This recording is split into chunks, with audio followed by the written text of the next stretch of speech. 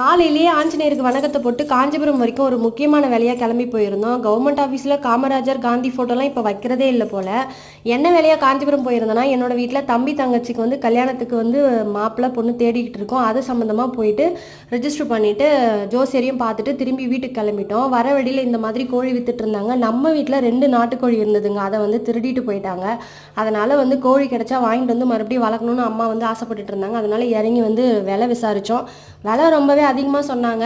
எவ்வளோ பேசி பார்த்தோம், அவர் வந்து விலையை குறைக்கல. அதனால் சரி இன்னொரு டைம் பார்த்துக்கலான்னு சொல்லிட்டு கிளம்பி வந்தோம். வர வழியில் ரொம்ப பசியாக இருந்ததுன்னு சொல்லிட்டு பிரியாணி சாப்பிடலான்னு போயிட்டோம். அம்மாவுக்கு வந்து சீரக சம்பாலையும் எனக்கு பாஸ்மதி அரிசிலையும் பிரியாணி ஆர்டர் பண்ணி 2 பேருமே நல்லா திருப்தியாக சாப்பிட்டோம். பிரியாணி செம்ம டேஸ்ட்டாக இருந்ததுங்க.